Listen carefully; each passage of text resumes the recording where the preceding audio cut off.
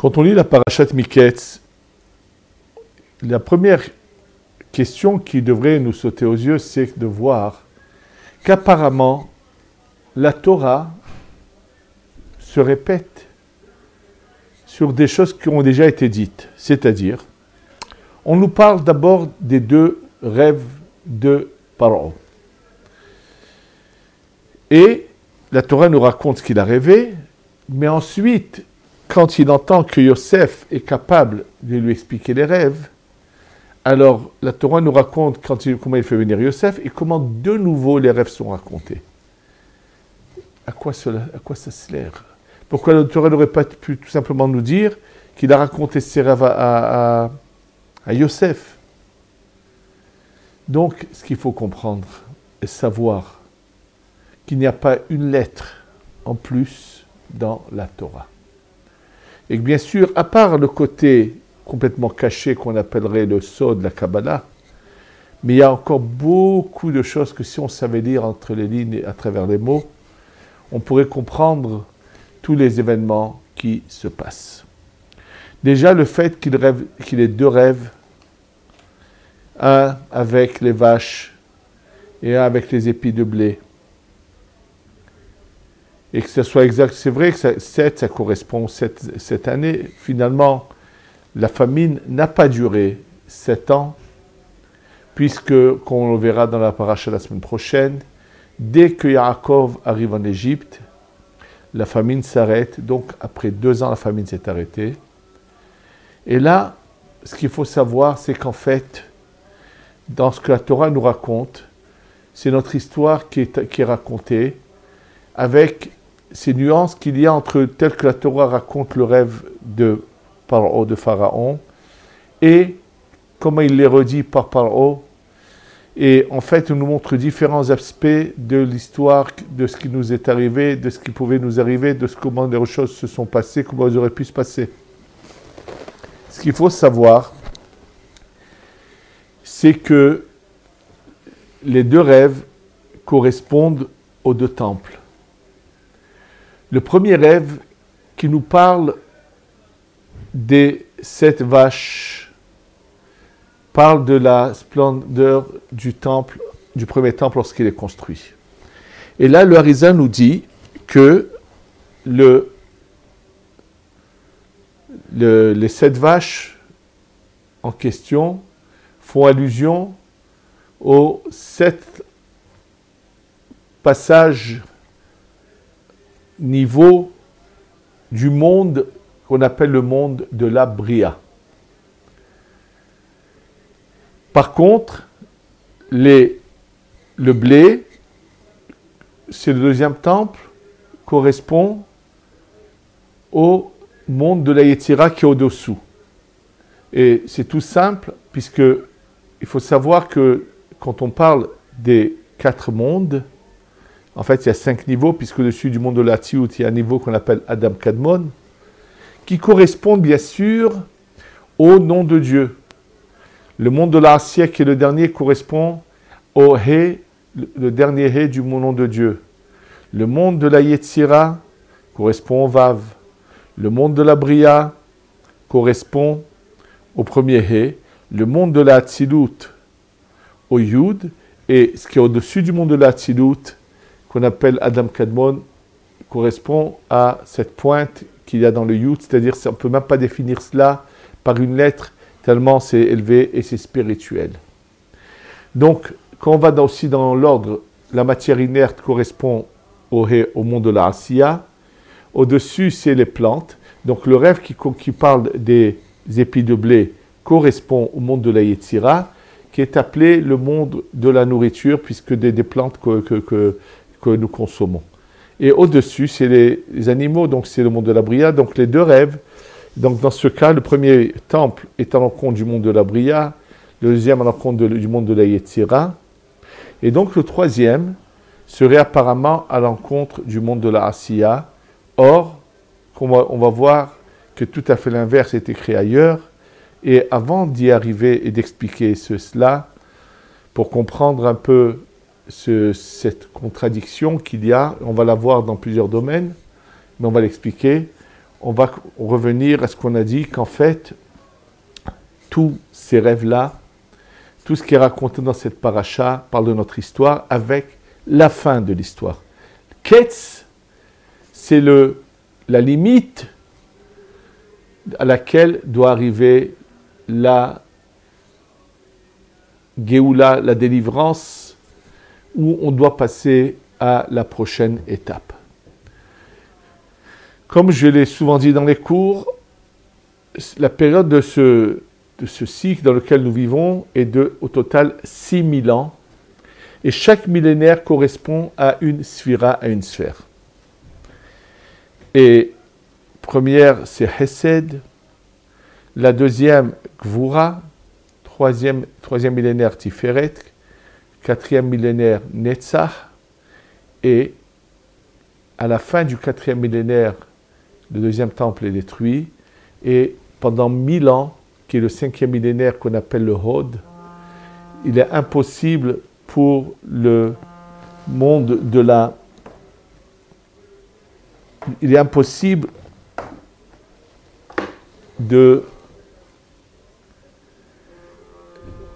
à la délivrance d'arriver.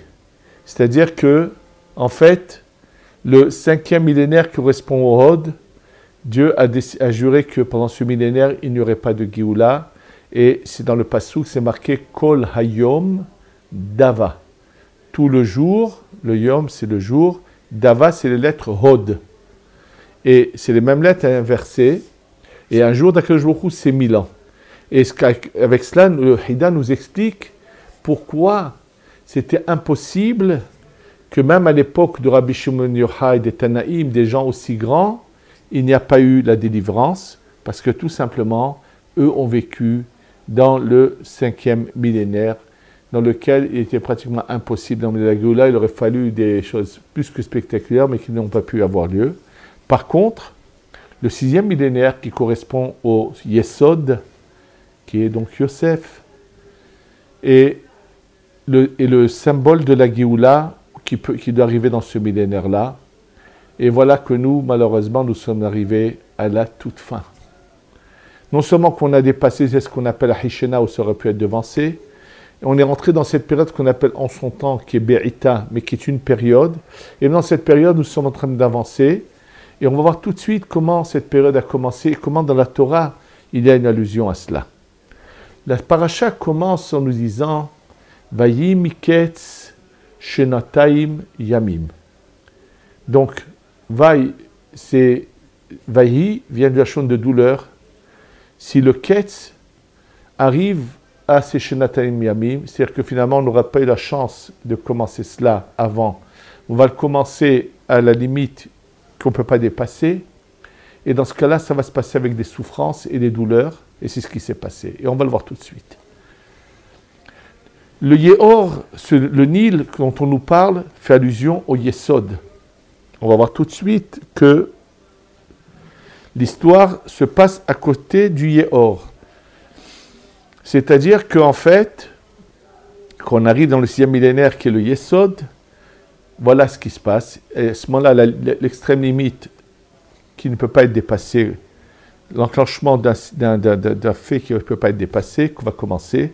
Et là, l'année hébraïque, qui est l'année lunaire, 12 lunes, c'est 354 jours. Le cycle solaire est de 365 jours. Le cycle lunaire de 12 lunes est de 354.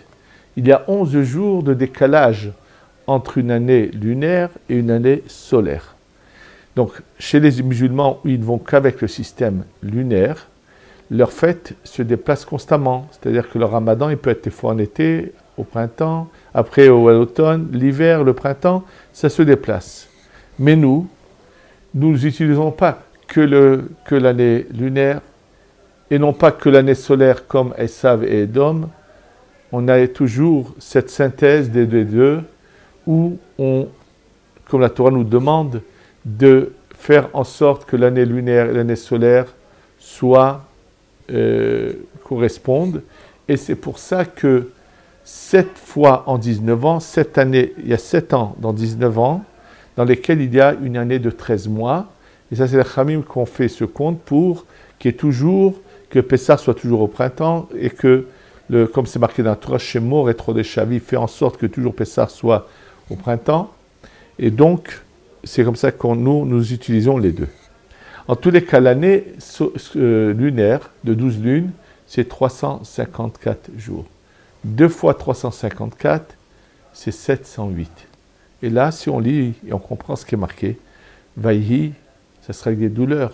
Miketz, lorsqu'arrivera la limite, le ketz, c'est l'extrême limite, Shenataim Yamim. 2 ans de jours, ça veut dire 708. Quand on arrivera à 5708, puisqu'on est dans le 6e millénaire, donc c'est 5708. Et là, ou par Oholem, par O c'est le Da'at, mais de la Klippa, mais qui va tout d'un coup, ce rêve qu'a le peuple d'Israël. Donc même ceux qui sont du côté de Paro, qui rêvent de cela, se réalisent.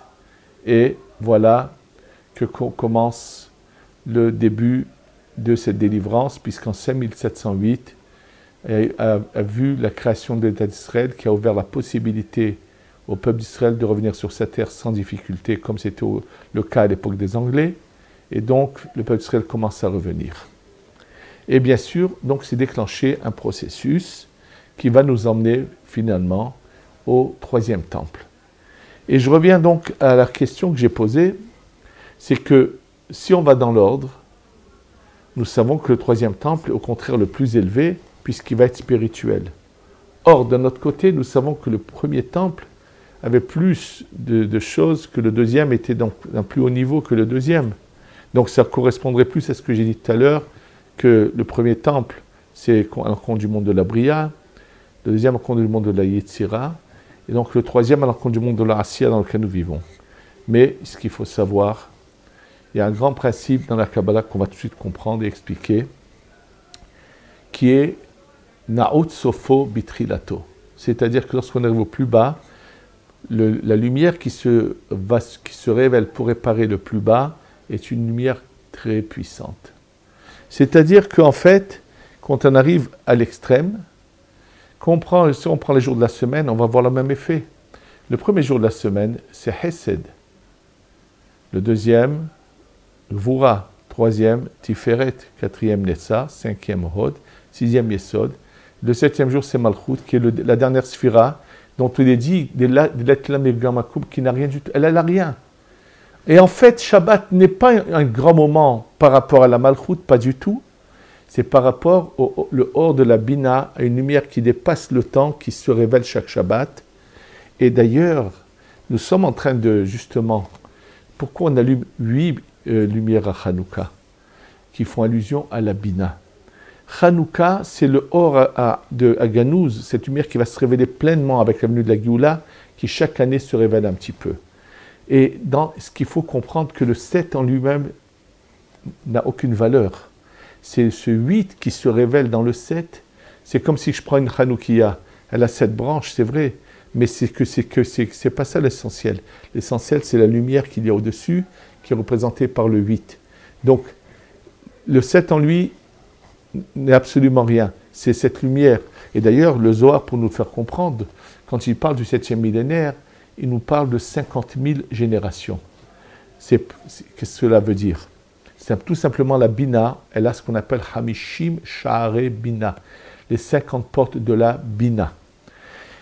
Et comme la Bina, après la Géoula, va monter à un niveau qu'on appelle les milliers, puisqu'elle va monter dans les mondes, il va y avoir, de la même manière que le peuple d'Israël qui est là présent, ceux qui vont mériter, vont remonter pas seulement où était Adam Arishon, mais encore plus haut, puisque Adam Arishon est né de 2 forces des derniers niveaux de la Hatzilut, qui serait le Vav Eloé, qu'on appelle Tiferet ou Malchut. Il est né, il se trouvait dans le monde de la Bria, il occupait tout le monde de la Bria et les 6 premières sphirotes de la Yetzira. Il était à 14 sphirotes de ce monde-là, puisqu'il y avait 4 de la Yetzira et 10 de la Asiya. Donc, et s'il n'avait pas fauté, finalement, il devait rentrer dans la Hatzilut et occuper le dernier emplacement de la Hatzilut. Or, dans la Hatzilut, cet emplacement-là, qu'on appelle Tiferet ou Malchut, monte vers le monde de la Bina, Chorma et Bina, et donc l'Am Israël prend cette place.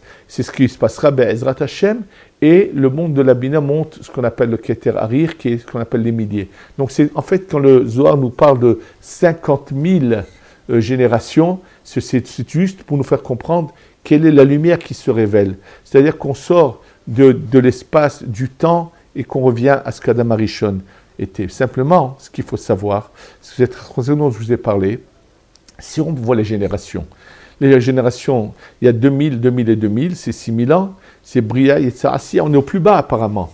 Mais puisqu'on est au plus bas, quand arrive le moment où doit être réparé le plus bas, c'est à ce moment-là se déclenche une lumière qui est beaucoup plus forte, parce que plus on descend bas, plus il faut réparer quelque chose d'en bas, plus la lumière qui doit venir est puissante pour réparer le bas. Donc c'est pour ça qu'étant donné que le 7e, qui est la Malchut, n'a absolument rien, c'est pour ça qu'il faut absolument une lumière puissante qui se révèle pour réparer cette dernière sphère qu'on appelle la Malchut, et c'est ce qu'on appelle le Horabina, et c'est l'allusion qu'on a dans Hanouka. C'est pour ça qu'on a 8 jours de Hanouka qui font allusion à la Bina, et non pas donc les 7 jours, qu'on appelle ça 7. C'est le 8 qui fait allusion à cette lumière qui doit se révéler. Et donc en fait, c'est notre histoire et nous est racontée. Donc ce moment qui commence en 5708, mais qui ne doit pas durer indéfiniment. Il faut savoir que Yemot HaMashiach, les jours du Mashiach, c'est dans le 6e millénaire, et les 2 derniers centenaires font partie de Yemot HaMashiach.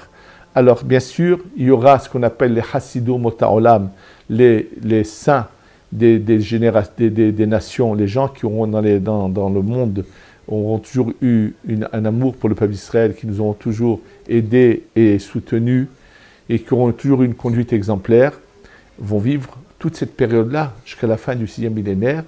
Ils vont avoir une longue vie, où ils vont assister ils vont voir comment les événements se passent, et ça va donc continuer, ça va arriver jusqu'à la limite du 6e millénaire, où finalement tout le cycle solaire et des lunaires et des astres sort de son orbite et de son cycle, et une ère glaciaire vient sur la Terre pendant 1000 ans, et redémarre un autre cycle, mais qui ne nous concerne pas pour tous ceux qui auront mérité, puisque on repart à l'endroit où était Adam Arishon, et pour monter encore plus haut.